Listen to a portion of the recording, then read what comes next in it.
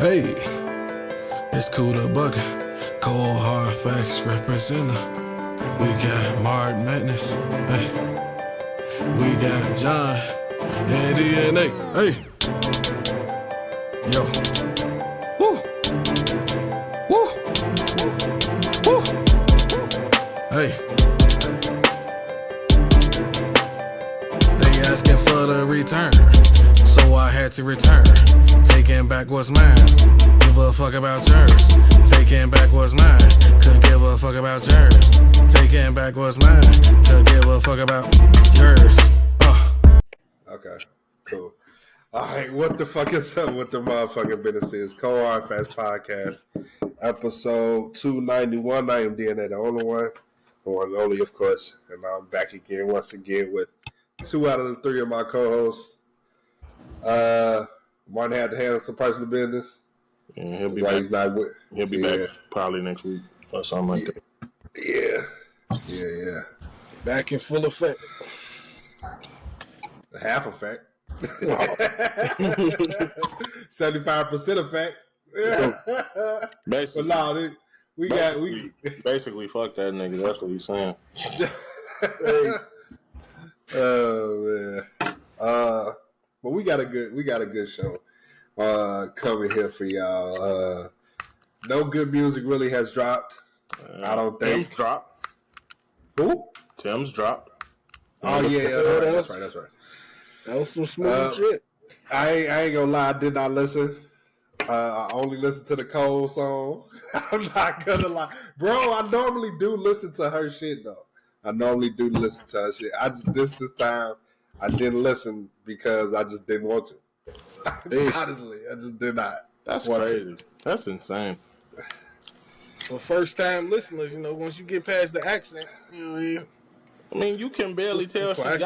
In certain songs, it's like, okay, yeah, but I mean, the accent don't make the material. You know what I'm saying? It's a very well done album. I expected no less. I'm hard pressed to give it a 10, but I'll give it a 9. Yeah. I'm hard pressed to give it a 10. I am very, very. I mean, I wasn't, like I said, I didn't expect nothing less. You know what I'm saying? But it's one of the most. It's definitely one of the most refreshing R&B albums I've heard in a while.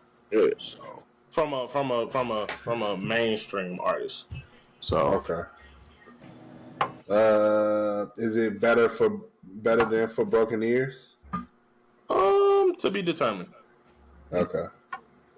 I hate when you ask. I hate. Well, not you personally, but I hate when people ask that question because it's like when an album first comes out and somebody asks me, "Well, is it better than such and such?" I'll be like, "It ain't been out that long, so I really wouldn't know." I mean, well, for me, that's like that time when when the off season came out and you asked me, "Was the off season better than KOD?" I was like, "I don't know. It just came out 2 days ago. I don't know." Okay, well, if we talking about it's been 4 years since he put out a full-length project. Mm-hmm. So I mean, if you gonna For Broken Ears is only 7 songs, so that's borderline a EP. I say borderline. I ain't gonna do that to you today. Okay, cool. But I don't even get to call it one. I just ain't finna do that. Say borderline. What I'm just telling you, don't try to call it. Slip around and call it an EP just because I said I ain't gonna do it to you today. Okay, but like I was saying, I mean, how much do you have to digest out of For Broken Ears compared to an 18-track album? I think that question that you have has a very interesting answer because and you can speak this to any album that anybody releases. It's like if you two, let's just say you two, were to put out an album right today, 2024, June 12th, and then y'all don't come out with another joint for 5 years, and two like the whole weekend passes, and then somebody comes and says, "Hey, do y'all think DNA and Kool Bug's new album better than their last shit?" And it's just like, well, I don't really know because I've sat with this album for 5 years. I done listened to this album countless times over the 5 years. and I've only had this one for 2 days. So for you to ask me that question is kind of like this, because it's like I've only had to sit with this for two days versus sitting with this for 5 years. I have more identification with this shit than that shit, so I can't really like give you that right now. Mm-hmm. I hate when like most music critics do that. They be like, "This is so much better than the last one." How do you know? How do you really know that? Because you might feel differently 4-5 years from now. It's like watching movies. Somebody could watch a movie and they'll say, "Oh, this movie is the worst thing I've ever seen," and then 20 years down the line, this is the best thing I've ever seen. You know what I'm saying? Like, yeah, I get it. Yeah, it just need time to sit with it, pretty much. Yeah. So I say if you're gonna ask me that question in regards to Tim's album, give me like 2-3 months. Then come back. Probably the rest of the year. Cause I had to. You motherfucker got to sit with it. You know what I'm saying? Right. I mean, I guess everybody different. Like me personally, like you feel like you can just why are you sideways? Hey man, what's going on? Oh shit. We're messing with shit. So you feel like you one of those people that just automatically just knows that another album is better from the first or second listen? I mean, I'm sitting with an album normally up until we have our next podcast. So you know by then if it's better than the previous shit, even if the previous shit been out for like 3, 4, 5 years. Like that's crazy. If we compare if we compare Mr. Morale and the Big Steppers to Damn, I feel like we never talked about this, so I feel like Mr. Morale and the Big Steppers it's a more important album than Damn. That's a very hot topic, but continue. But I don't think that it's better than Damn though. I just think it's a more important album. That's different. When you say more important, then you introducing a whole nother dynamic into it. Because in my opinion, not to step on what you're saying, but in my opinion, the most important album that Kendrick Lamar has ever put out is To Pimp a Butterfly. However, there are a lot of people who say that Good Kid, Mad City is better. They say Damn is better. And they're perfectly entitled to their opinions. But when you say most important, then you introducing a whole different dynamic. You're not just talking about how it made you feel or your nostalgia behind it or what it did for you as an individual. You talking about what it did for the culture, not just for yourself personally. You know what I'm saying? For sure. Yeah, that's basically what I was getting at. And I mean, Damn has those elements too, but I feel like that shit is like a couple steps ahead of Mr. Morale and the Big Step. I mean, if we talking what it did for Kendrick personally, like Good Kid, Mad City was the start. It came out the gate swinging. It was almost, to a lot of people, it's perfect. You know what I'm saying? But if we talking success, Damn is still Kendrick's most successful album. So that makes all the sense in the world. But back to Tim's, what was y'all favorite songs? Other than the Cole song, I'll give it to you right now. Let me just make sure, because I'm not familiar with song titles yet. I like the whole thing, but standouts for me, Burning, Wickedest, Get It Right, Unfortunate, Free Fall, Me and You, just to name a few. I want to say the whole album, but those are just some standouts. Cool, you ain't in agreement? The Wickedness. Okay. My favorite too. But this whole thing slapped though. You ain't even got to skip. Right. Since I ain't getting nothing from y'all too about the Dave East album, how about y'all talk about this Dave East album though? That was like a group album, wasn't it? No, it was a collaboration album with his normal his producers that he's been working with the past couple albums.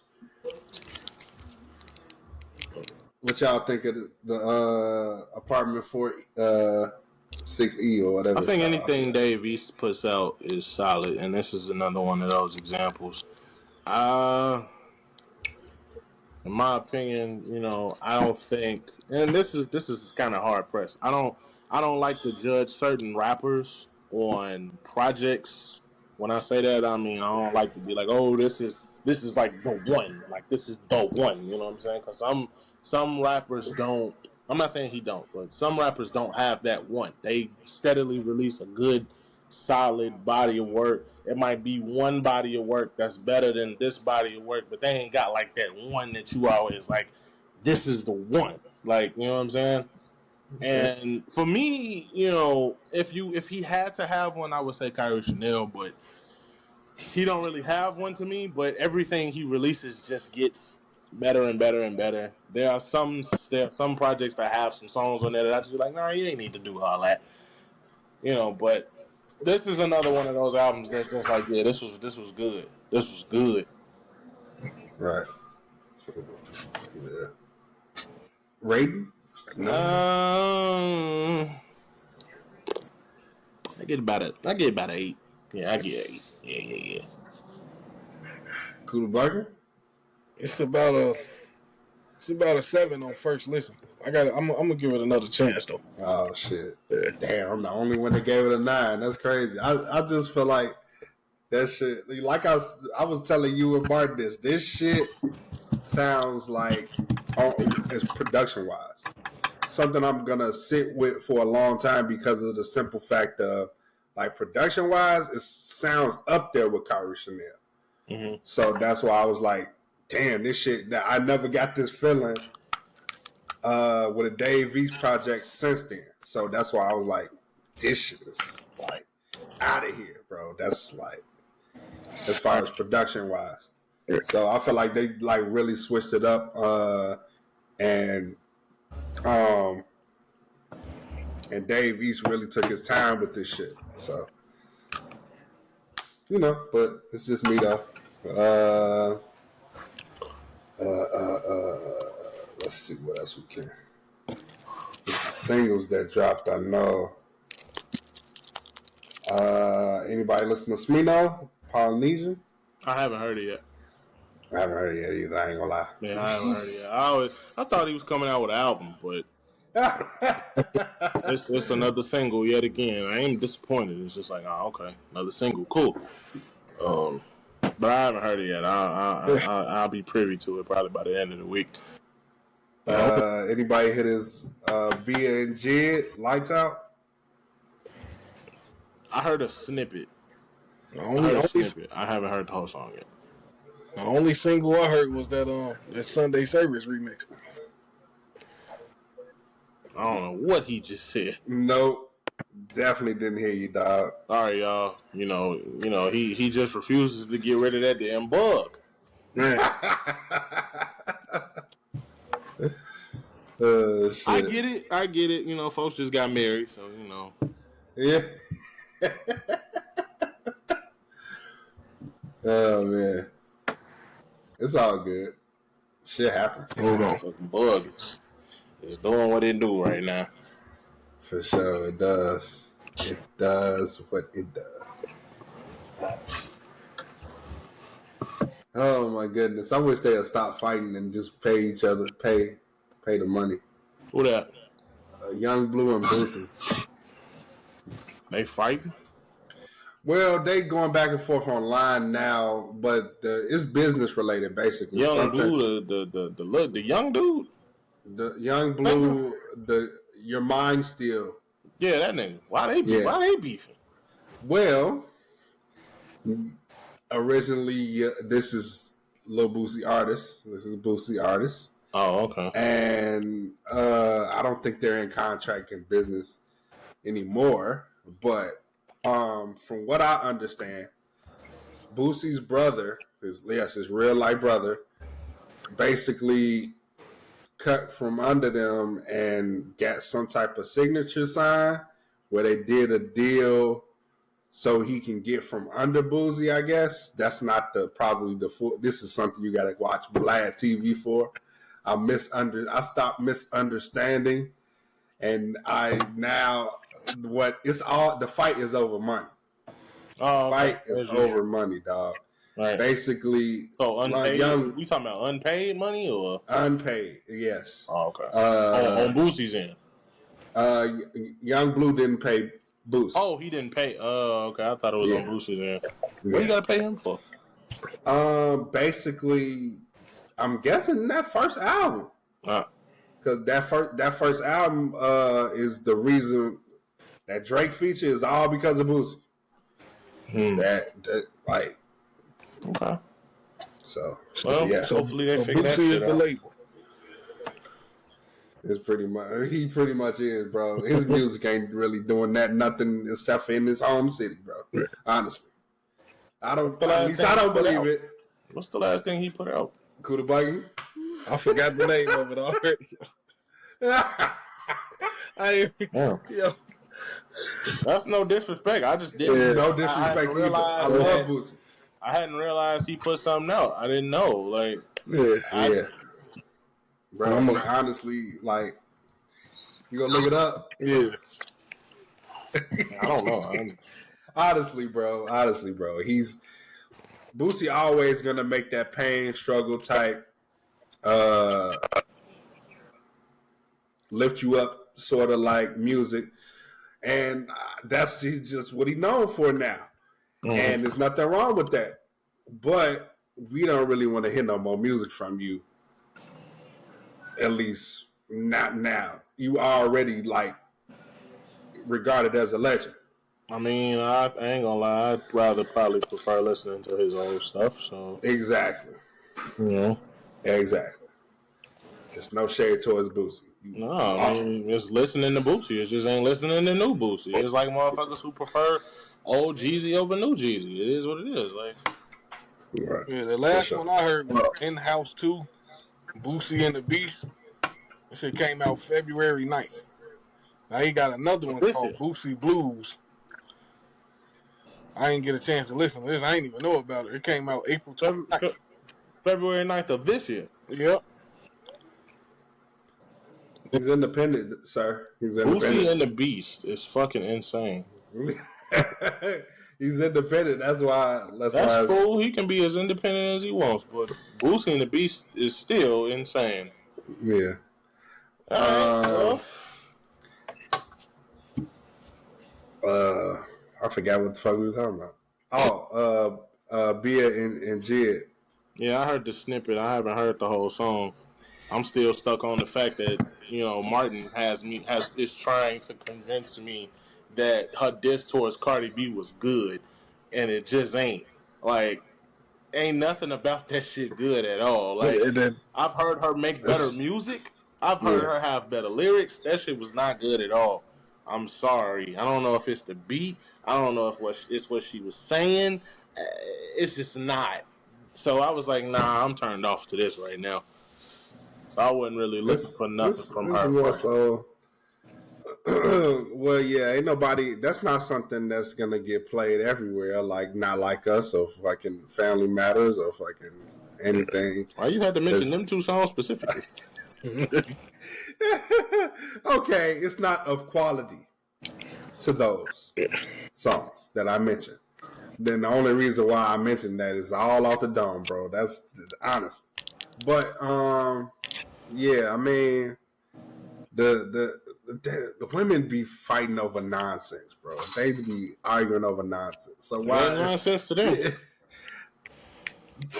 I don't even know why, bro. I still don't know why her and Cardi was even having words. Like, I don't copying know. styles. Okay, I'm gonna just say one thing. They don't sound nothing alike. They really don't. Like, okay, wow, two Dominican chicks from New York. Like, wow, like there's gonna be a lot of differences there. A whole lot. Bro, it's honestly, it's a bore to even listen to. Why? They're going at it. It's a bore. I promise you, it's a bore. I believe it. Anywho, the B&J song was solid. I felt like I think it's for a soundtrack, if I'm not mistaken. I don't know. Might have been Bad Boys.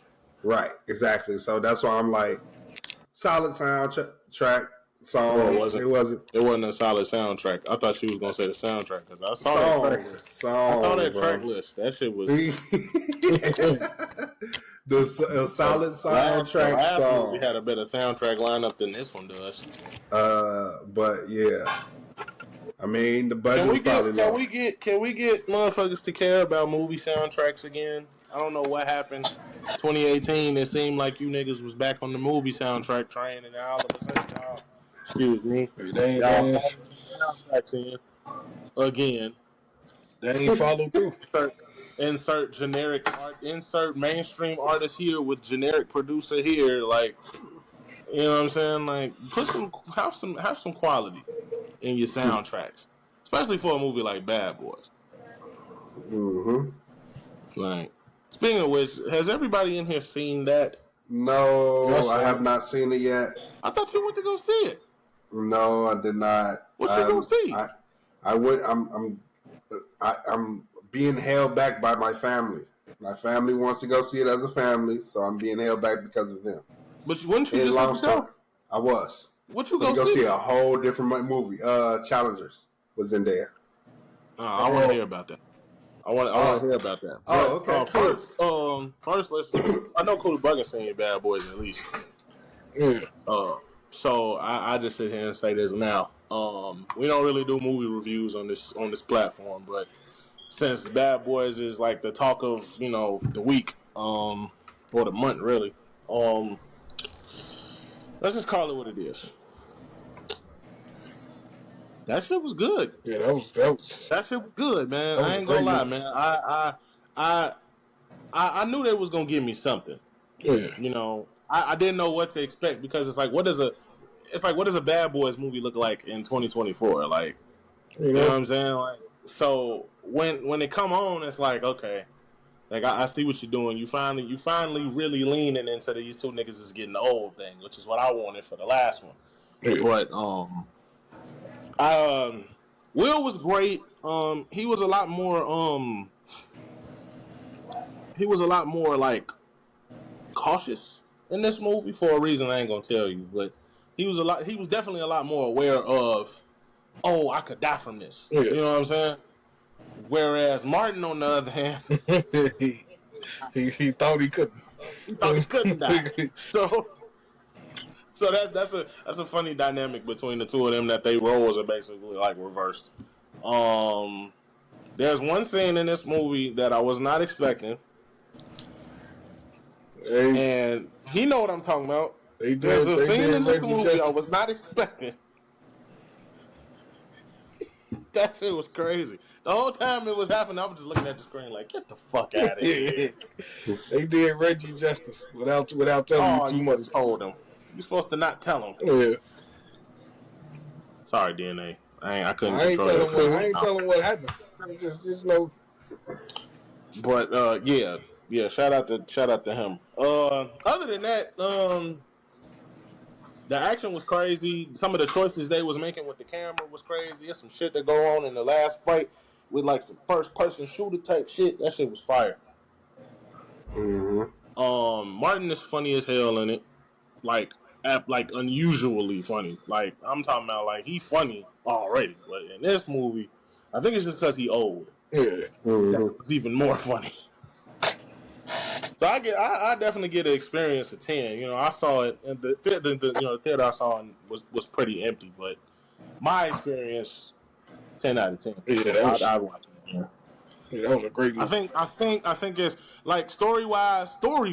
Listen to me. Story wise, to me, it's not better than the last one, but overall, the experience solid. 10 out of 10. Okay. Yeah. I told my OG this today when I saw it. Like, I don't care if you niggas can't do it. I'm going to see this movie by myself if I have to, because y'all playing around at this point. I'm not waiting another week, bro. I'm not, bro. I waited a whole week for y'all. So y'all playing the games? Y'all want to play games again? Another week? I'm not doing it again. No. But anywho, I'll talk about challengers. So Zendaya was basically a pass around in this movie. Just to let y'all know, They finally got pass around. She basically They finally was got it. It's fucking crazy. she's basically, and the crazy thing is, she said she was a homewrecker. In her words, she said she was a homewrecker. But see, she was trying to make everything about tennis, and also it was an interesting argument that happened that looked just like tennis. They made the camera angle, made it look like tennis, and I felt like it was a definitely. This is something y'all will have to see, and we will have to discuss later on another episode of this pod. But I'm just like, I felt like this is something that happens often in relationships. The back and forth. Nobody wanted to. Seemed like didn't nobody want to stop. Mm-hmm. And then eventually, it's the male that stops it. It's never the female. And it's like one of them love triangle movies, ain't it? Yep. Okay. Pretty much. Less. And then it ended so fucking weird because no, that's not okay. Like it ended in the way of it was supposed to be a happy ending, but there's nothing happy about the ending. To me, that's just to me.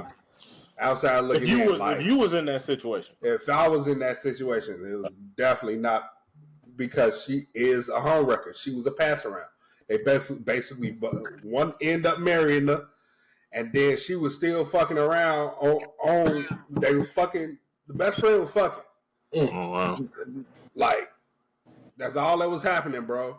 They had a whole child together, and the best friend ended up fucking, bro. Twice in 2 different occasions. Before it was like a big it was a big tennis match that they had like at one point, and then they had another big tennis match later on in life after they didn't had a kid. Oh wow! Together, I'm gonna have to fucked again, bro. So in the middle, slow it down, either? Nah, bro, ain't nobody slowing down, dog. Yeah, I'm gonna have to. Zendaya was a straight up pass around in this movie. I'm gonna have to go check that out. Man.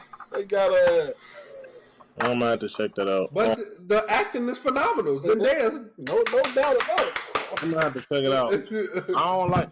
Personally, I don't like the fact that they had to put her in that type of role. You know, because I feel like she's done phenomenal work in the other movies where she hasn't had to do that. Like I just recently finally sat down and focused on Dune Part 2. Okay. I gotta watch that too. That shit was great. It was really good. She was good in it. I mean, she's not like the standout. The standout is I can't think of his name right now, but he played this character who is basically like somebody cousin or something.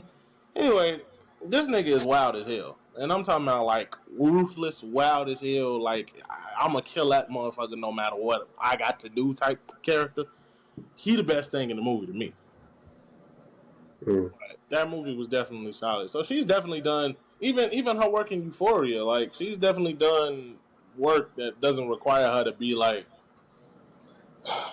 the homewrecker. You know what I'm saying? But I mean, if the acting is good, I mean, I guess the characterization can be thrown out of the window. Yeah, like it's phenomenal work because, like, you know, I mean, she's already good. She was already good before then. But here's my question: y'all ever think about certain actors who are black or have black in them, and they play characters that you know for a fact were originally white?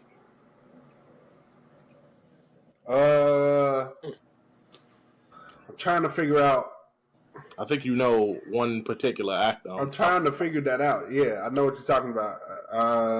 There's one actor who always gets them type of roles.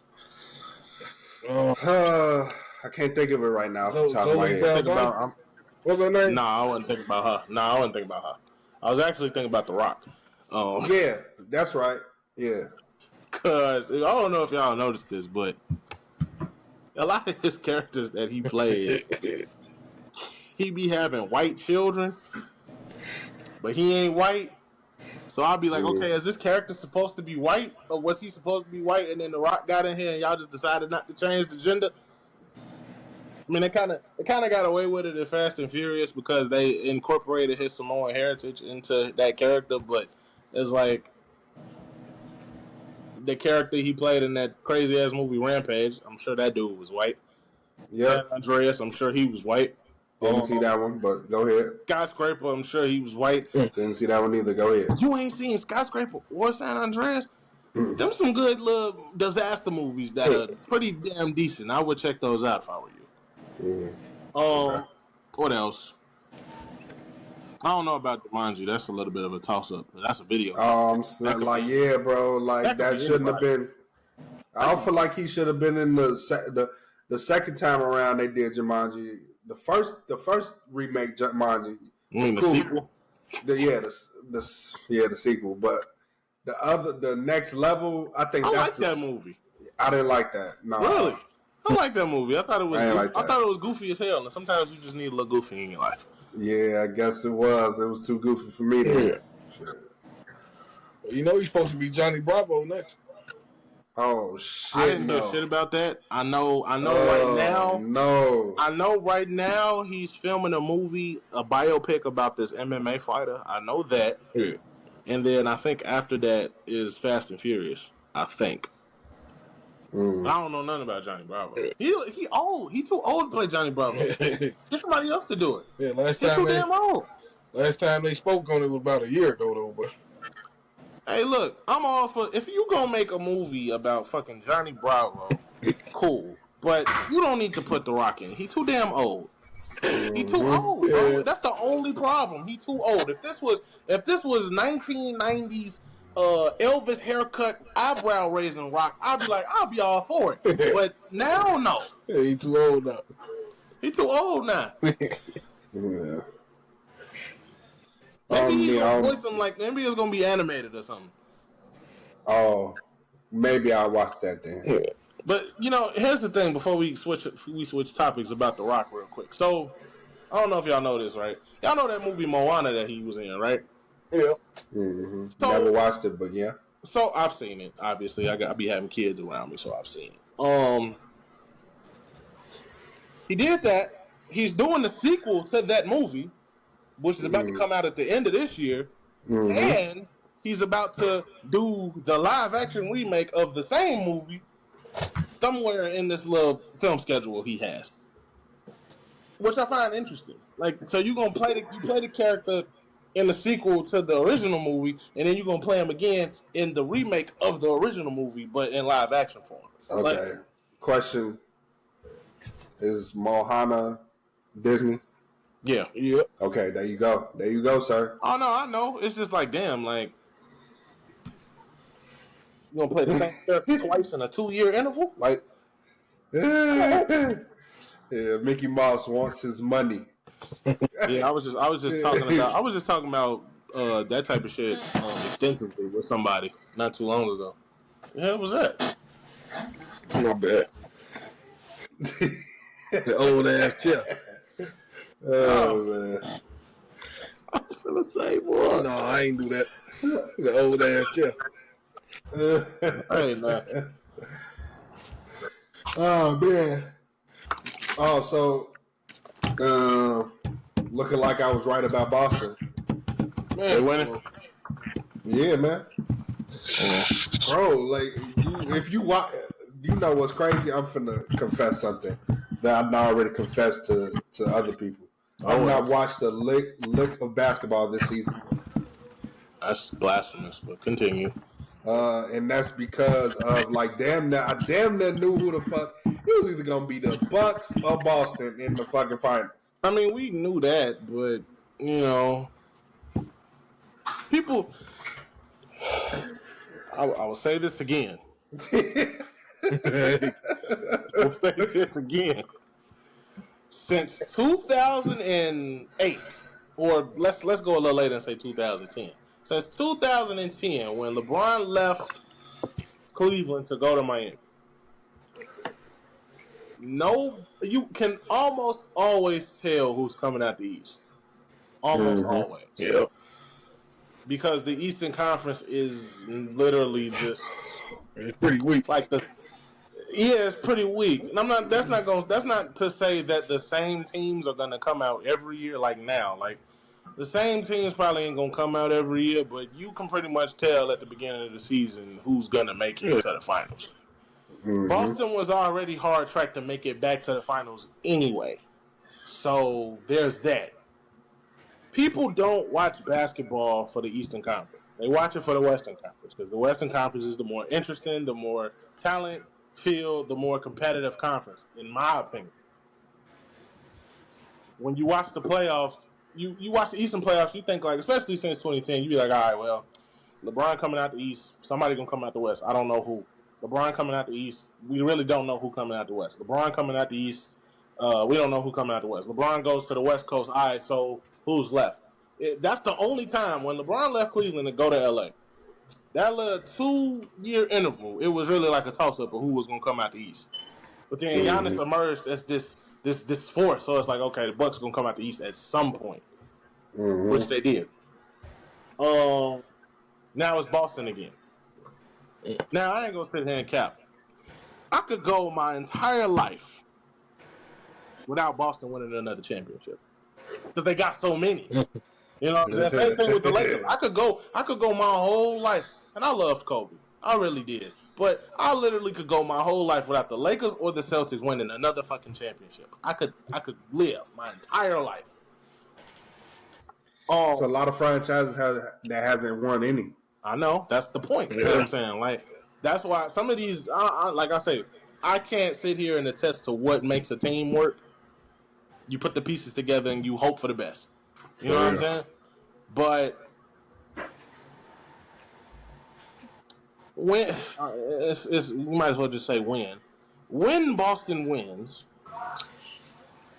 I won't be excited. I won't be like, oh my God. You know, it's basically like, yeah, okay, you happy for Jason Tatum, you happy for Jaylen Brown, you happy for Derek White or whoever you like on Boston.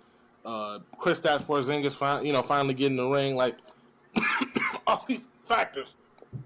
But it's the franchise at the end of the day. That's another banner in the garden out there in Boston. Like, who gives a fuck? Like, they still been running down the road. 18, 19, something like that? That's going to be 18, yeah. Yeah, well, who gives a fuck? I'm already ready for next season. No one cares. Like, the only people that truly care about Boston winning the finals are Boston fans. Right. Because they ain't won a championship since 08. Hold on. In 16 years. They ain't won in 16 years. So, you know. And Boston is low-key salty that the Lakers got a ring before they did again. So, several times. Several times. Right. So. But no, like, just off the strength of, like, knowing how that they got the best defensive backcourt, that's why I was like, it's like damn near like you can live with both of Luka and Kyrie going off, and everybody else, they get theirs. Like on the defensive side, like on the defensive side, like ain't nobody really fucking with Boston. Like, hey, like and then they shoot a ton of threes. So and then like they don't have nobody. Everybody is on the center at the center spot. They slow footed as hell. Like ain't nobody coming out there to guard Porzingis. Nobody coming out there. And so it's like threes galore. Like that's all they doing is shooting threes. And they shot in the last, what was that last game? They shot like 25% from three, and they still won. That would never happen. And a W would happen. Like it's just all about defense. Yeah. I mean, granted, right now, you know, the Mavericks ain't going out like no hoes because they only down 3. But, you know, the game could literally go either way at this point. It ain't like the first 2 games. Yeah. They showing some fight. They need to if they want to fucking win. I don't know what the hell going on with them. It's like, okay, you get this team together and y'all get all the way. Y'all gotta go through all these teams. They've definitely had the tougher road to the finals. Boston had an easy run to the finals. That's not to say that their team is trash. It's just, let's be honest, they had an easy road to the finals. It was literally fucking cake. You know what I'm saying? Whereas Dallas had to go through the ringer. But what was I going with that? Damn, I lost it. Fucking lost it. Shit. They just in the worst conference. I know. I got it now. You go through all of that just to get to all the way to where you're supposed to go, which is the NBA Finals. And now everything you were doing to get where you got, you're not doing. Like, what the fuck?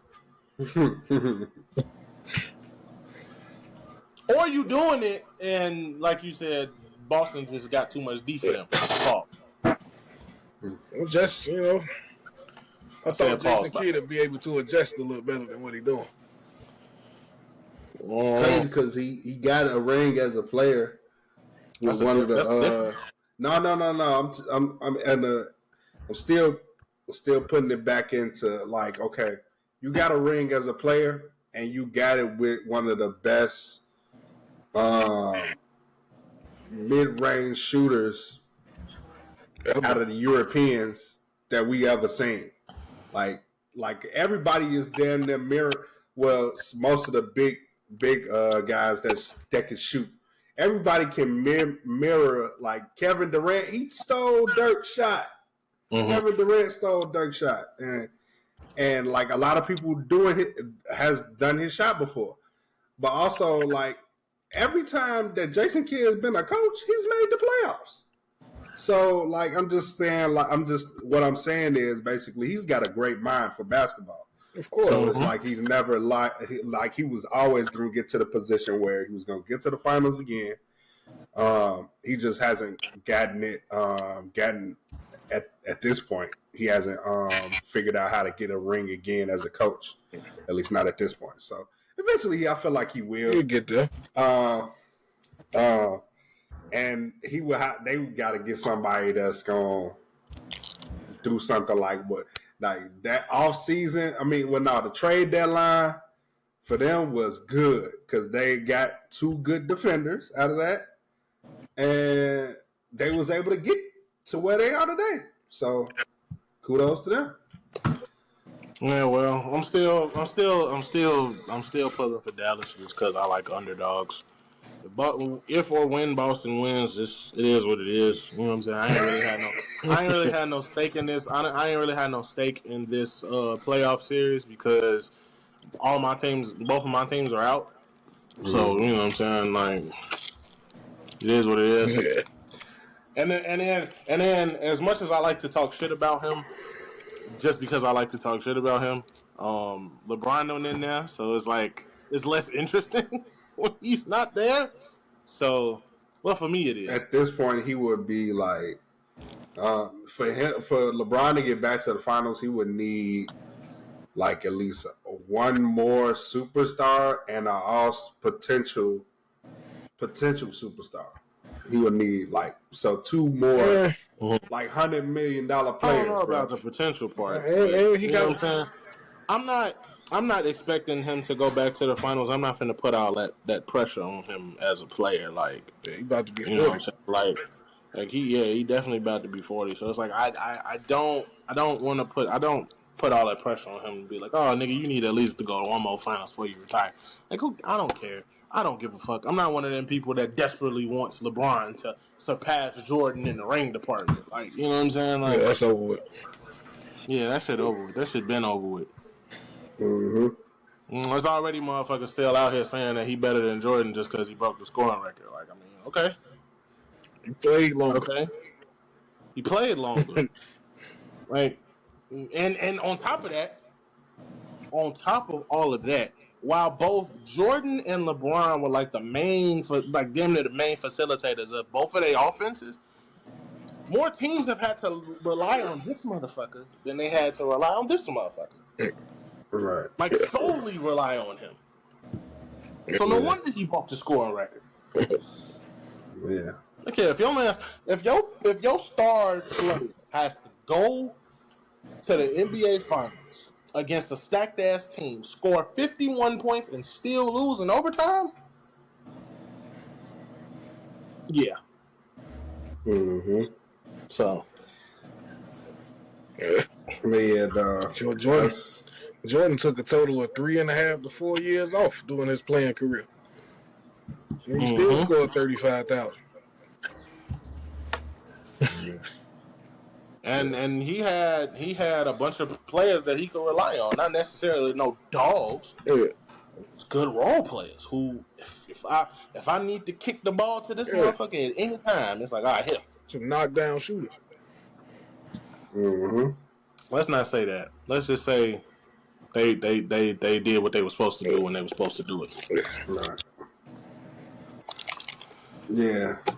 So there's a lot of people, and it's a few people that's on Dallas that's like so stuck in their role that they don't know how to do anything else. Really, not for real. They only good at one thing. So that's another reason why they. Because like if you think about it, everybody, well, Drew Holiday was already proven, but Derek White took a step up,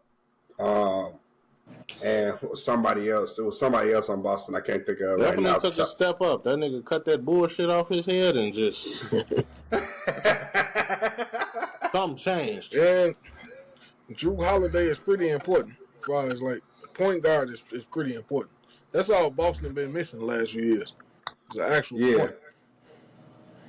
Yeah, for sure. That's for sure, yeah. Well, we can get off basketball now. I kind of wanted to discuss that complex list. I didn't know if y'all want to or not. I haven't really looked at it. I'm not going to lie to you. It's basically like the complex list that I sent to the group. It's basically like the best songs out of this year so far in hip hop, I guess. Okay, give me a second because I gotta go get my iPad. So all right, keep coming off of here. Pause. But yeah, so I think it's like 30 songs on there. I don't know how many songs on there. It's a list or a video? It's a list of all the songs that dropped this year. I guess they put in the category of best to worst, I guess, or worst to best. Yeah, because it's like 29 or 30 songs or something like that. But I also wanted to discuss our top 5 albums of the year so far. That list is pretty interesting. Because who the fuck is Sammy Aldaz? My bad. That's crazy. All right, I'm back. And we lost Scooter Buggin for some reason. I don't know why. Because the cricket is cricketing. I want to do. I have to add them back. No, there you go. There you go, email right there. Gone? Yeah, you was gone. Damn. Why are you not showing up on my screen though? I see him clear as day with that damn background. That's crazy. He's not even on. Nah, I can't even get the shit off. Like when I'm recording, I only see me and you. That's crazy. This is so insane. I get on Complex. This is what I see. Break it down. Drake's The Heart Part 6. Breaking down everything Kendrick said about Drake on Meet the Grams. Breaking down all of the ways Kendrick Lamar attacked Drake on Not Like Us. Breaking down all the Drake shots at Kendrick and half the rap game. Bro, what? That was bro, I'm telling you. That whole 2-3 week span, all the music publications was busy as hell. Yeah. Okay. Unfortunate mishap with technology, but we're back. Them cicadas was doing what they was doing. That's all. So yeah, we gonna get into this complex list, I guess, because You know what? You should call this episode what I just say? Brother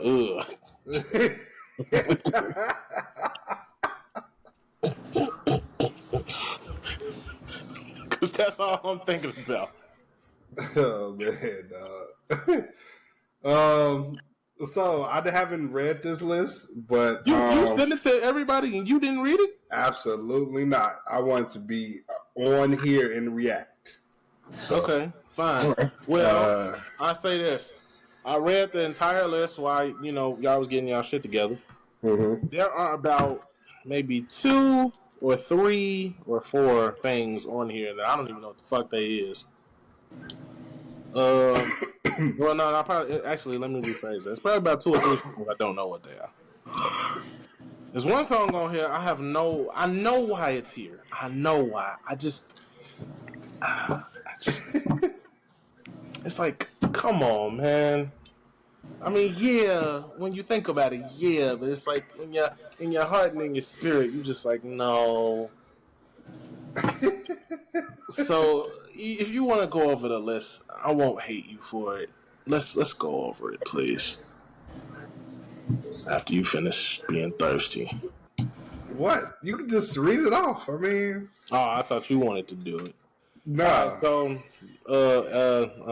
number 30 was the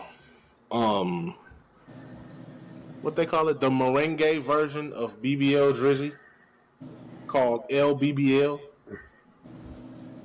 Seriously? I'm not joking. I thought you were looking at it. Oh. Unbelievable. It's not that unbelievable. Oh man, It's not that unbelievable. Only that particular version is unbelievable, but the beat itself is not unbelievable.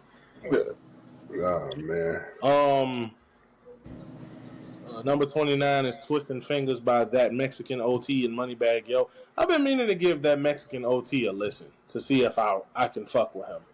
Cool Brother has given me a shake of approval, so I assume I'm gonna have to listen to check him out. DNA's kind of looking like I'm good. I know that look on his face. So that shit, I like that shit. So, yeah, I'm gonna have to check him out. I don't know who the fuck Xavier So Based is. I've never heard of this man a day in my life, but his song "Need Me" is number 28. I've never heard this song before till just now, right here on air with y'all. Arya Star Commas is number 27. I know exactly who this is. I've never heard this song. I don't know if either of y'all have heard it. I have not listened. Okay, DNA not listening to it. So, number 26 is the Concrete Boys and Caribou with Where Your Daddy. I never listened to that song before. I know where project it come from.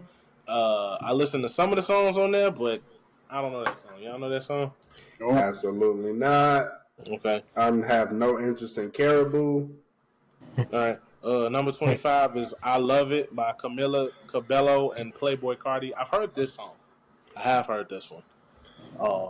It's a nice little pop shit. You know what I'm saying? Yeah. I've heard it on the pop radio. I don't know. I'm sure DNA ain't heard it. You're correct, Mundo. What the mall music? More like I imagine that's what high school sounds like now in the white neighborhood. Yeah, Glow is number 24. We've all heard this song.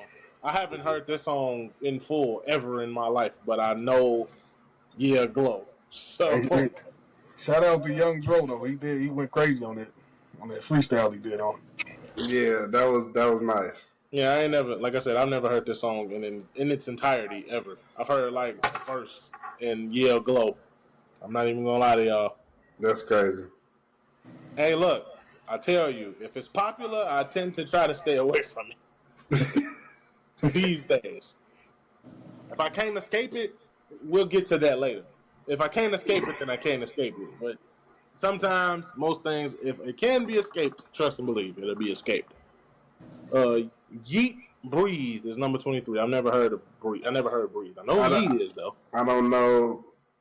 I don't really even remember, but I told y'all my assessment of his album and why I'll never listen to.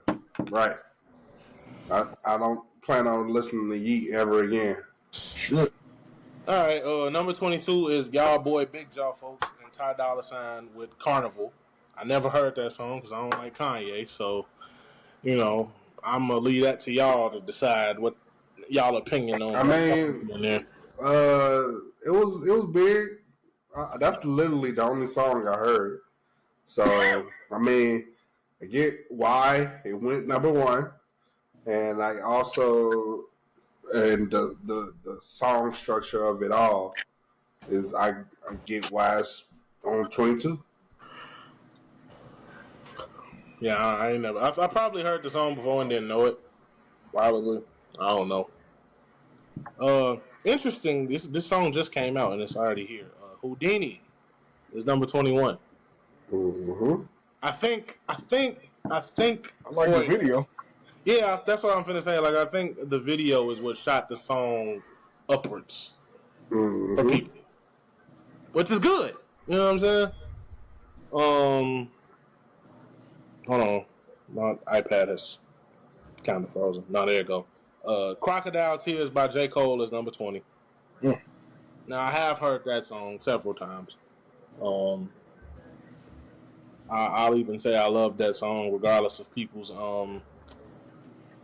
opinions of J. Cole right now, whether it's for his apology or pretty sure everybody loves him now for that Tim's verse. No, I'm saying like people's opinions are still probably shaky about him. I don't know if it's the apology or the grippy verse. I don't know.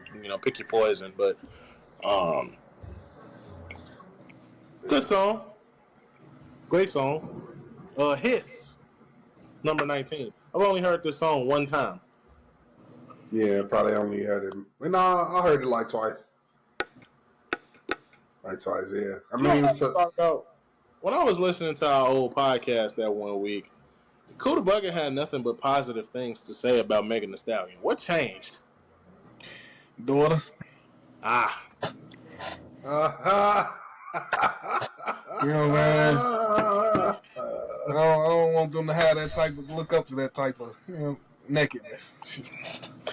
Let me ask you a quick question before we continue, my boy. Yeah. Is it cool that your wife probably did at some point?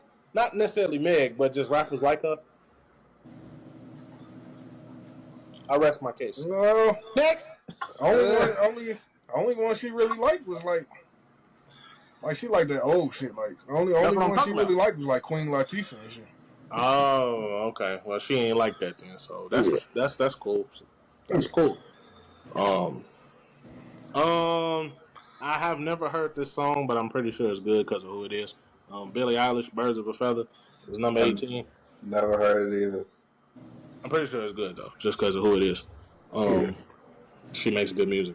I have yet to check her album out. I will probably eventually. Give me a second, y'all. I'm dealing with outdated technology.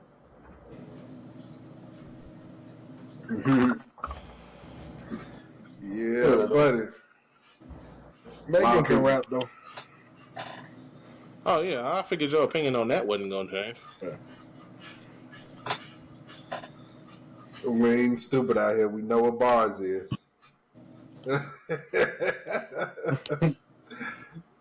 Shit. They ain't got Sunday service nowhere on.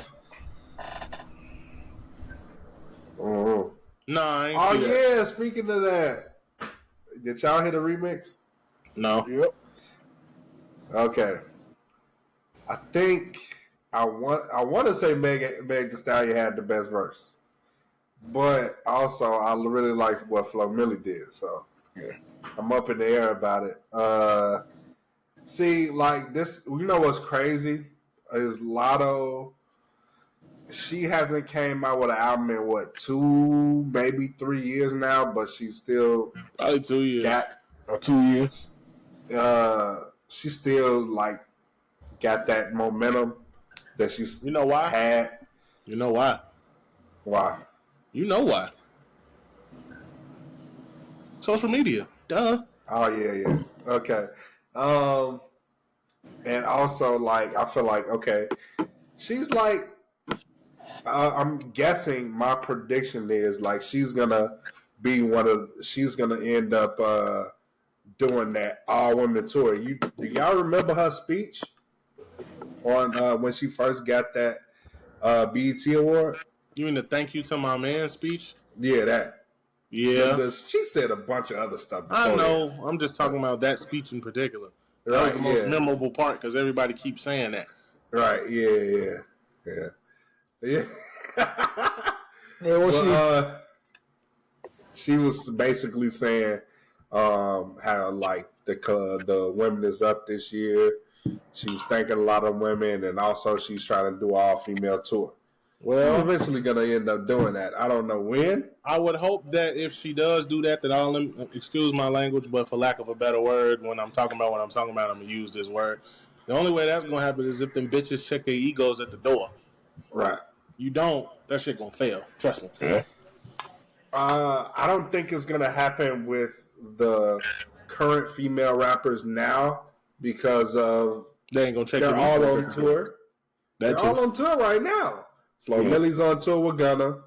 Meg Thee Stallion is on her own solo tour with Glorilla. And who else is left? Rhapsody finna go on tour, and Nicki just got off, dude. Yeah, Nicki just got off, and Nicki on tour right now. Overseas. Oh, shit. And I think she's coming back over here afterwards. Yeah. So she on tour for a while. Yeah. So yeah. Who else? I don't know. I ain't gonna sit here and pretend that I know. Okay. I finally got back up and running. Red Rum is number 17. That's I ain't cool. shocked. That shit was everywhere, so I ain't shocked. Beat It by Future and Metro Boomin is number 16. I don't think I'm mad at that.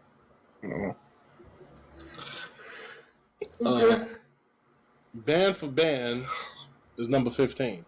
You know, I've never heard that song. I don't know if y'all have. I've heard snippets. Yeah, I ain't never heard it. I heard, well, actually, no, I'm lying. I heard like snippets of it, so. Little baby would do anything to get hot, bro. Cold dirt. Man, bro. It's over with for him. Get off that, bro. What did I tell? I tell you this all the time. As long as that man has a dedicated fan base, he is not going anywhere. All right.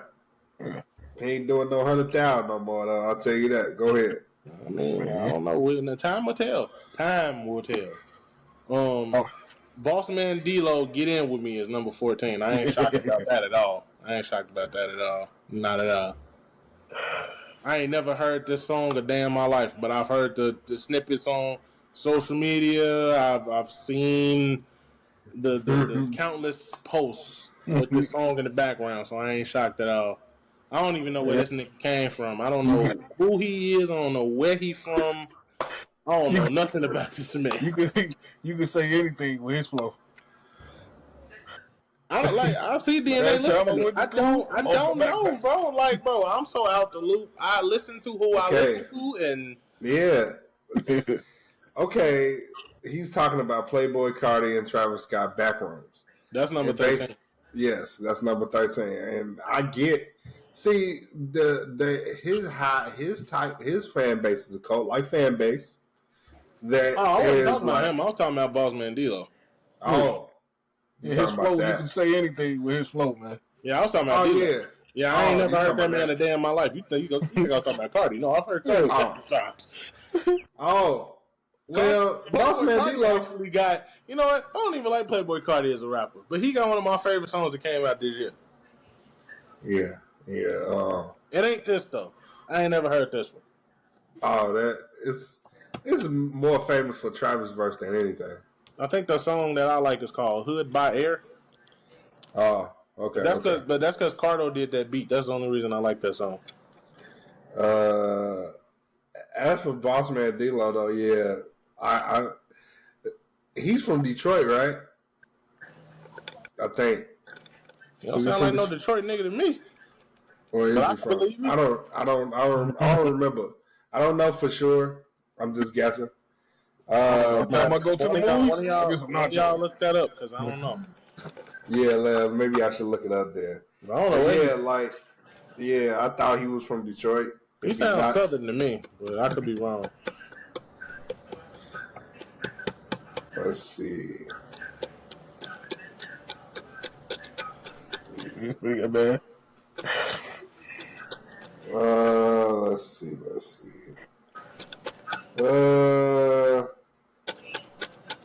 He is from Florida. My bad.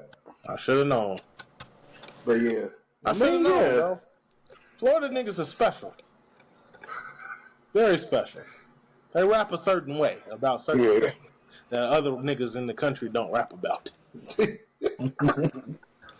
or they don't rap about it in the way that Florida niggas do. Yeah, right. Alright. I look like Chris Brown, but that ain't him. Tinashe is Nasty is number 12. I ain't gonna lie, I just found out that was her song today. I ain't gonna lie to you. I didn't even know that. I've been hearing it everywhere, and I had no idea that was her song. See, she's on everybody's clips. That's what I'm saying. Like, I've heard the song a million times. I just didn't know it was her song. The crazy thing is, like, she honestly, I felt like she should have stayed independent. Because I remember when Kuda Bugger was talking about a long ass time ago. He was on Tinashe early, dog. Yeah, them first 3 mixtapes. I was just like, dog, like it saddens me that when she got signed, this ain't like that just like took her momentum all the way down. Like, it's trying to force her to be something she ain't. Right. Maybe she was trying to force herself to be something she not. Well, that too. Yeah. So yeah, that shit was unfortunate. But she can anything can happen though. Like, like she got her another one that's going up. And I'm glad. But she ain't never lost her talent though. No. All right, now number 11 is one of my favorite songs of the year so far, Blue Slides by Schoolboy Q. Yeah, that was. I listen to that song quite a lot. I hope when I see this nigga next month, he performs this song. Will you be upset if you don't? No, but I hope he does. No, I won't be upset at all. But I hope he do. I love Blue Lips. I love Blue Slides. It's not the best song. Well, no, actually, it is the best song on the album. I was going to say it wasn't, but it is. It's not my favorite though. Number 10, Chief Keef, Treat Myself. I haven't heard this song yet. I still haven't even listened to Almighty Soul 2 yet. So. That's crazy, dog. It's been out long enough. I ain't the biggest Chief Keef fan. I don't even like the shot. It's been out long enough, though. You got to get in the mood for that shit. Oh, shit. And this nigga gonna be here this weekend, so. Yeah, he is. Oh, man. I'm so glad I'm not at that other job. That downtown, ain't that near downtown? Fuck no, that's down the street. No, I'm talking about where they performing at. That's down the damn street at Toyota Park. Oh shit. Well, they're gonna be out here in droves. Oh shit. But anywho, right there on Harlem, fucking Harlem traffic up. Yeah. I'm glad that I kind of don't want to be near that, Yeah, it's gonna be too crazy. That's why I ain't going out the house that day. Not because of him, just because of him. Not him. Not fuck him, but fuck him. I'm talking about the people. Fuck that. Yeah. But no, I haven't heard that song yet. Saturn by SZA is number 9. I ain't like that. I ain't like it all that much. I like that song. But it was cool for what it was. Okay, so here's where I remember where I was like, brother, Yeah. So Get It Sexy is number 8. I ain't shocked by it. I ain't even really mad at it. It's just like, like I know It's like you don't want it to be that, but you know why. It's like okay, whatever. You can't deny it, no matter what you try to do. Number 7 is Family Matters. Somebody's finally appreciating that song for what it is instead of being some bitches and some haters. In fact, the very first line of the description here is the real Drake curse is that whenever he drops a really quality diss track, that gets stomped out by a far more sinister one, which is not a lie. It's not a lie at all. When Duppy Freestyle came out, Story Adonai came out. When this came out, Meet the Grams came out. Not Like Us. Meet the Grams is the sinister one. Not Like Us is the fun one. Yes, it is. Somebody say history will show that Dot won the war, but Drake still put up a valiant effort, which I wish people would just admit to themselves. For real. The sooner you admit that, the better off you be. For real, bro. Like I'm just. It ain't like he came with some BS. Right. At all. You know what I'm saying? Like his homeboy Meek Mill did. We ain't gonna talk about that. Date at 8 is number 6. Yep. I can see that. Yeah. That's a good song. Ain't gonna lie. Solid. Texas Hold'em is number 5. I still did not listen to that album. Unsurprisingly so. That is here. I'm shocked you didn't listen to it. You better not let the Beehive hear you say that. Number 4 is Fisher. I've never heard this song before. I have never heard the song, but I'm aware of its impact. So I'm not aware of anything. I don't know shit. I know about this one though. $1 Million Baby is number 3. I have never listened to the full song. Excuse me? Never listened to the full song. Yeah, you better put your flip flops on and get on that train, sir. Brent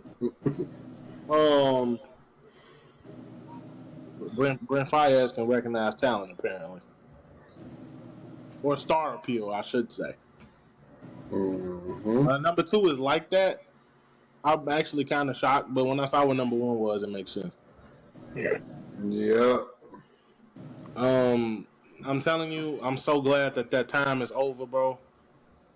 I'm so glad that shit over, bro. Oh, man. Like, it's just like the internet just blew it up so much, even more so than the Pusha T Drake thing. Like, it's just like, yo, like, hard to escape. You know, like, and in hindsight, after all the dust has cleared, Like That is not even the coldest song out of this whole turn of events. Yes, it's the song that started it all, but it definitely ain't the coldest song that out of all of them at all. Number 1 is Not Like Us. I ain't shocked at that at all. I thought Euphoria would be somewhere on here, but it's not. I'm talking about on the list, period, not number 1. Right. But it's not. I don't know why, but I mean, whatever. Not Like Us being number 1 is not lost on me. The shit was everywhere. The shit is everywhere. It was basically the final nail in the coffin in the beef. Just the right song to drop at the right time, you know, for the right cause, and I'm so excited to see what's gonna happen next week when this song plays.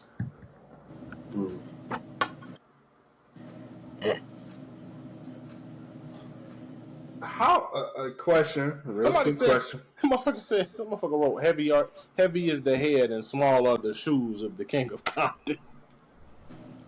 Jesus. Crazy. Oh man. Quick question. This ain't got nothing to do with that list. This has got everything to do with Normani. She put out her track list, right? Mm-hmm. And it has this. I don't know how old this song is, but it's already out. Wild Side featuring Cardi B. How old is this song? A few years now. Jesus Christ, bro. Why do artists do this dumb shit, bro? Why do? To get people interested in listening to what they have. You know this. It's crazy, bro. That's really a marketing play. I don't think that was her idea. It's probably a label's idea. Yeah. Crazy.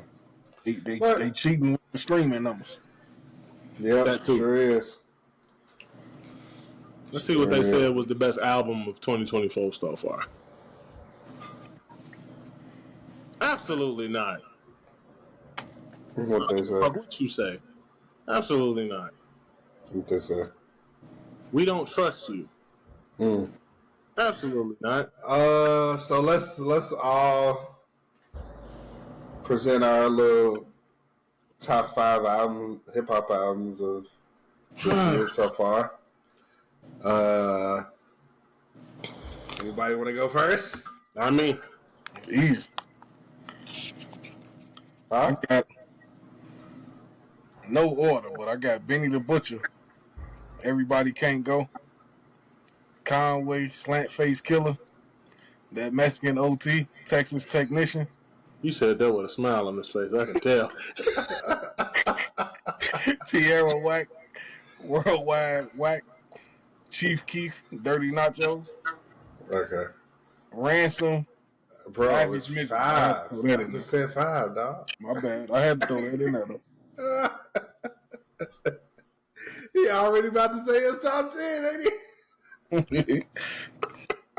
Y'all did 6 of the 7 I got already. Oh shit, dog. That shit funny, bro. I'm gonna go ahead and go 5 and then up. This is in order. Like this is basically based off on the order that I listen to every single day. I got at 5. I got Dave East Apartment 6E. Number 4, I got Rhapsody, Please Don't Cry. Number 3, I got J. Cole, Might Delete Later. And number 2, I got Future and Metro Boomin, We Don't Trust You. And number 1, I got Schoolboy Q, Blue Lips.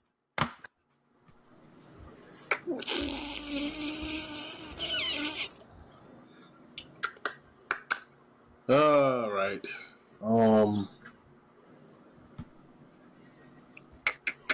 Right now I got We Still Don't Trust You. I'm thinking where I want to put this one. Might Delete Later. We Don't Trust You.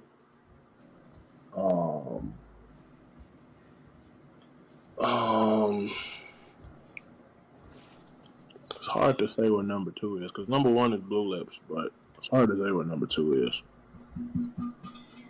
Honestly, dog, I don't have much for you, so I'm gonna switch. I'm gonna put Please Don't Cry at number 4. And then Like yeah, I'll just do that because I had to think about it. Like, what albums did I really like so far this year? Right. But I still put We Don't Trust You at number 3 because I think We Still Don't Trust You artistically and like production wise is better than We Don't Trust You. But Absolutely. I think people put We Don't Trust You above We Still Don't Trust You because it's classic Future Metro plus Like That is on there, and it's literally the whole album is a giant middle finger to light skinned folks. So, you know. Yeah. But it ain't the best album of the year by far at all. I don't know what Complex is talking about, but yeah. Quick question for both of y'all.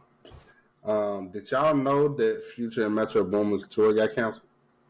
no. Nope. Absolutely. Hold on, let me look that up. Yeah. Don't say nothing yet. I want to see it for myself. Okay. Okay. But yeah, bro. If I see it for myself, then I know exactly why. Okay. And I want you to give your answer as to why. No, it says it right here. As soon as I clicked on what I saw, it says it right there. That's the reason why, right there. Wow. I think. And right now I'm reading because there's a lot of different things that are being said. I don't see any official thing that says it was canceled, but I am seeing like different things report that. So Yep. they say there's low ticket sales. I'm actually intrigued because Bro, like if you I'm think intrigued about it, because okay, I can go ahead. So yes, it's because of low ticket sales, but I think the biggest reason out of all of this is because like you got some of the biggest acts going on tour right now. And bro, I'm pretty sure in the high ticket sales of these particular big artists, is like, yeah, bro, like Future is a big artist. I'm not saying I'm talking about these other big artists that's bigger than Future. I'm talking about Justin Timberlake. I'm talking about Usher. I'm talking about Nicki Minaj. I'm talking about who the fuck just Drake just came off tour. Like if you think about all them people, they all bigger than Future. So Meg on tour right now. Meg is on tour right now, but she's not bigger than Future, of course. But I'm just saying. Ticket sales is talking. Ticket sales is talking, nigga. They talking. Okay. Talking. But like I said, like I kind of knew like what the way it was going. Like, yeah, they wasn't gonna be able to sell that out. Like, well, not in every show, not in every city.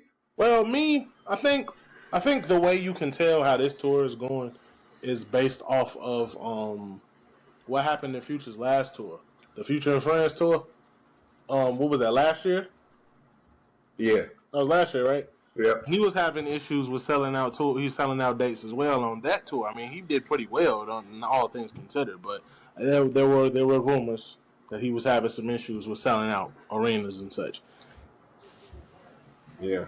That's crazy, bro. I don't know why some of these rappers and their teams don't just try to cheat that system and say we're gonna perform at a significantly smaller venue.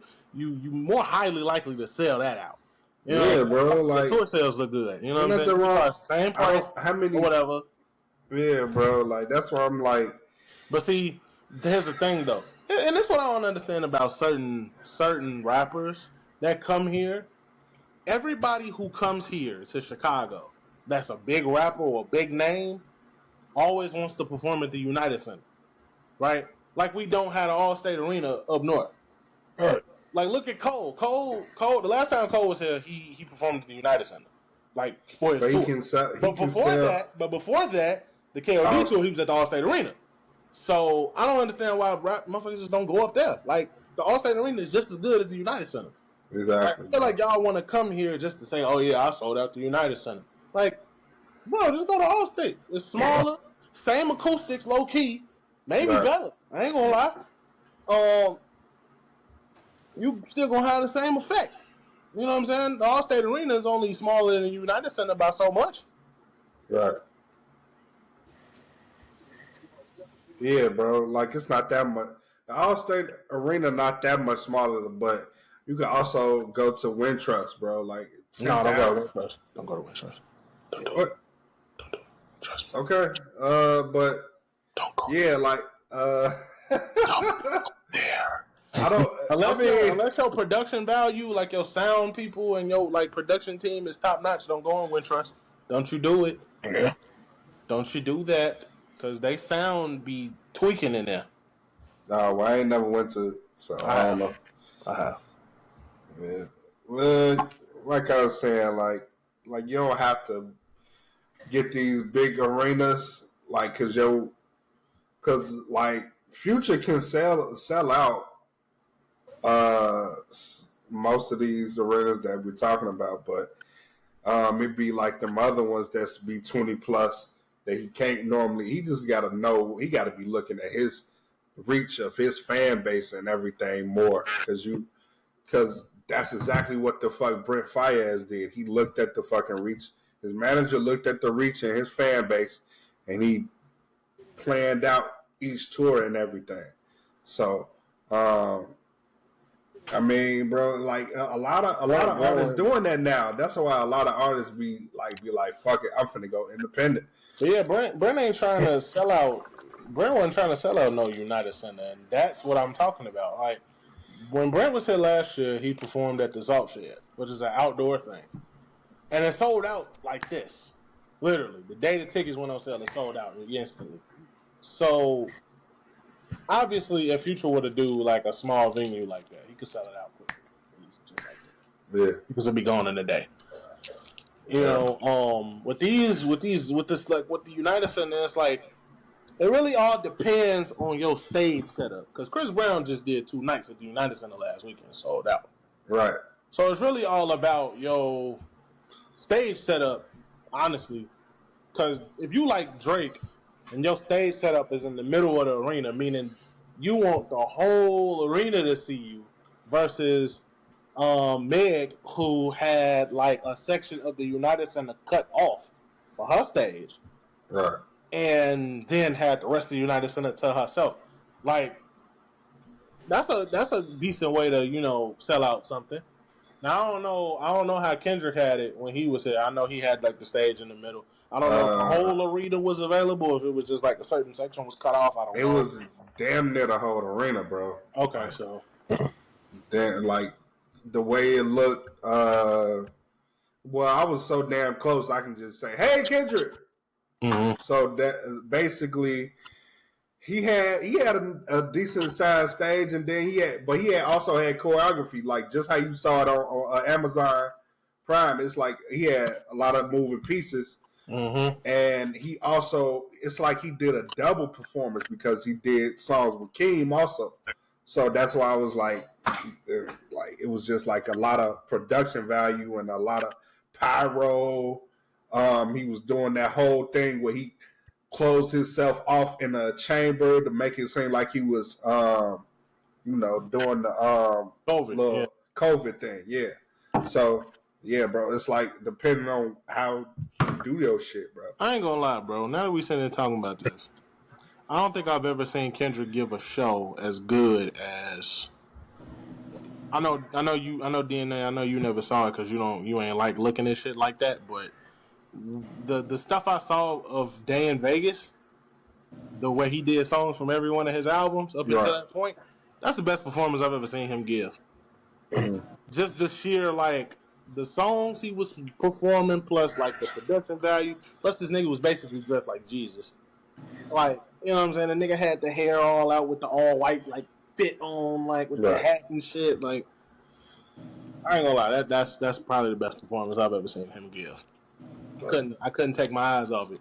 I don't give a fuck how low quality it would have been for somebody like you. Like, it was good enough for me because I could hear everything, I could see everything. Whoever was filming that was doing an amazing job. Yeah, I get it. I mean, it was some more like I did enjoy the Big Steppers thing though. When I was watching on Amazon Music, I did enjoy it quite a bit. Yeah, that shit. I feel like just the whole if you account for the like listening to the album and experiencing the album live in a way like that, then you'll get the whole concept. You'll really grasp the concept of it. So that's why I can't wait for this Schoolboy Q tour. Only because I highly doubt he performs the whole album. No, he's not. Tour. I don't think he's so. only doing a few shows. I highly doubt he performs all the songs off that album. Because he can sprinkle songs from Oxymoron and Blank Face and Crash Talk and even some from Setbacks and Habits in there. You know what I'm saying? He can sprinkle all of that in there. No, he never went that far back. He could if he wanted to. Yeah, he could if he wanted to. Well, when I saw him that time I saw him, he didn't go back too far. He only went up to all the way back to Oxymoron. Like he ain't go no further back than that. But I mean, oh no, he did Hands on the Wheel. See, so that's about it. He ain't go no further.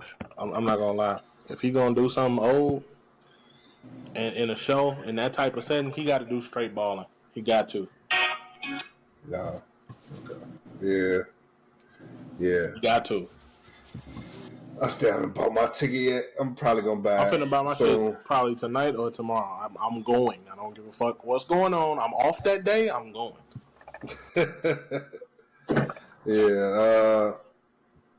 Yeah, but I mean, If I don't go to nobody else show this year, I'm going to that one. Yeah, I mean, I'm definitely missing Usher because he tripping. Yeah, he costs way too much, bro. Like, he tripping. I don't make that kind of money. I got money, but I ain't got that type of money. And he still got, I think he got 2 shows here too, also, right? Mm-hmm. Yeah. Shit. What's the prices on Justin Timberlake? Timberlake finna be here, I think, in a couple weeks or something like that. I want to see him too, but he costs too much. Oh shit. There's a point. Like, man, like, if I pay to come see you, I'm gonna be in them nosebleeds. I'm gonna still have a good time, but that's where I'm gonna be at.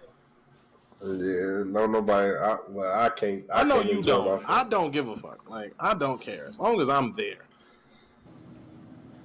Like, I'm seeing you live. Just because I can't I can't look at you in your face, and you can't look at me in my face, don't mean I'm not gonna have a good time.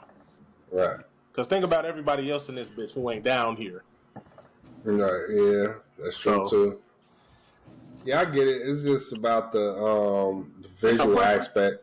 It's your preference. If you want to see the nigga, if you want to damn near spit on a nigga, you can do that. If you don't, you know, that's cool. You know what I'm saying? I don't have to do all that. Yeah, for sure. I see you, nigga. You ain't got to see me. Man. But I understand. I understand your thought process behind that. I think the only time I ever was upset that I couldn't really see a nigga was when Cole was here for KOD. But I had a good time regardless. But right.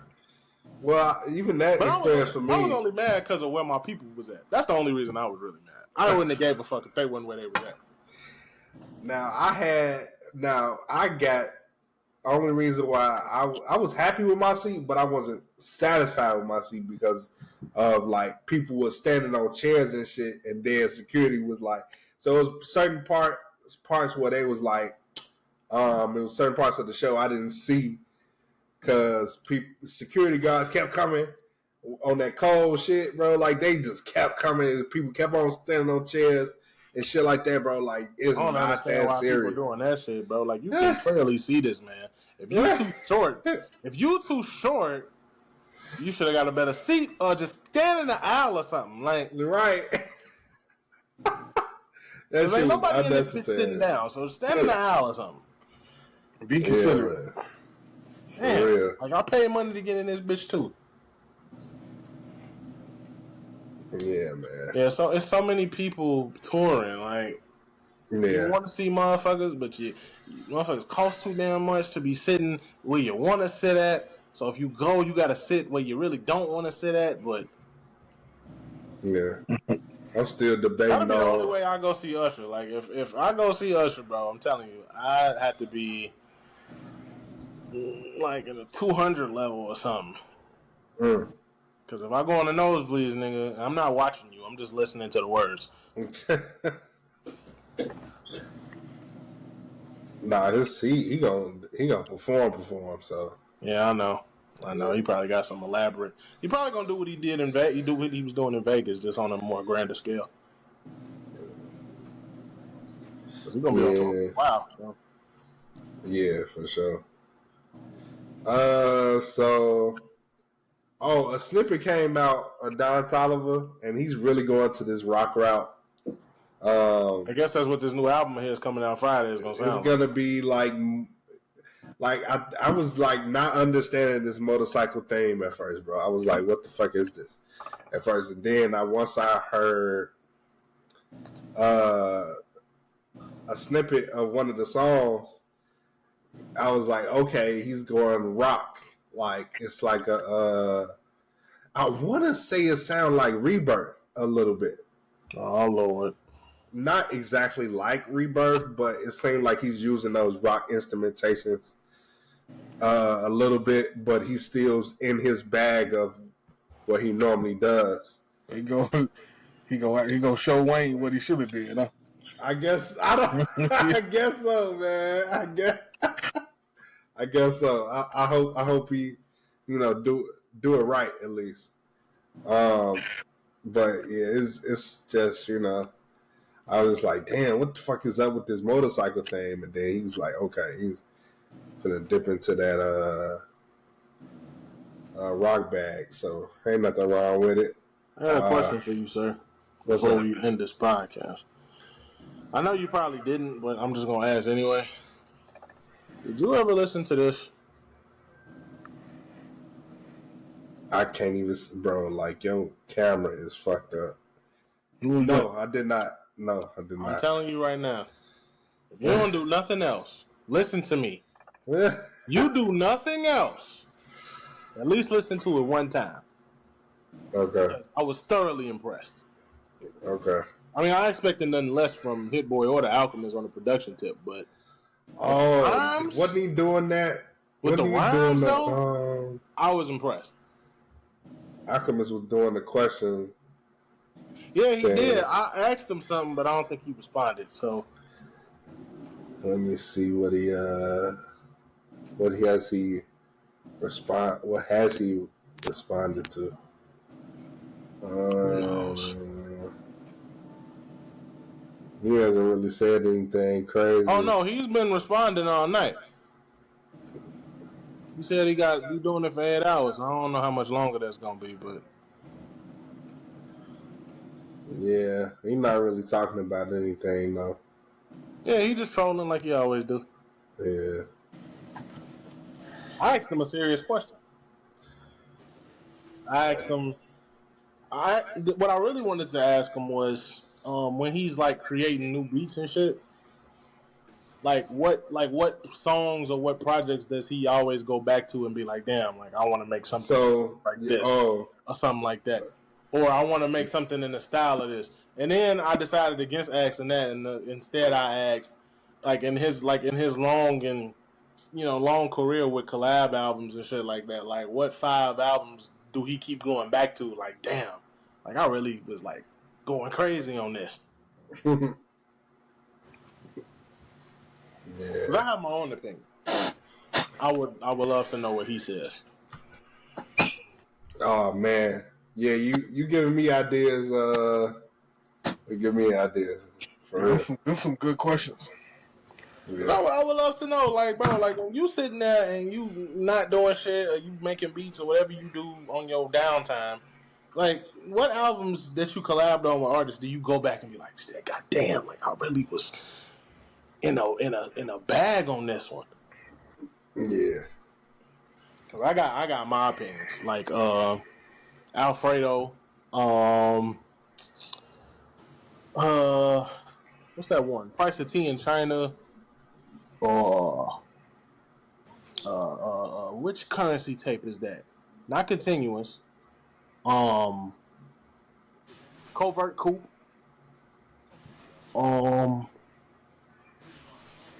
Definitely Fetty. Definitely Fetty. Cause that's some special shit. And then I would say the Earl album, but that's kind of like a no-brainer. So I probably would pick something left field, like it's an album he did called Harem with this rap group called Arm & Hammer. Like I would ask him about that too. Okay. Like if you Kuda Bunny, you should check that out, because I know you like real like heavy lyricism. Like Harem is something I think you'll probably be interested in. Okay. I'll show you what it looks like. Well, with all that being said, I don't think we got anything else. Yeah. We'll see y'all next week.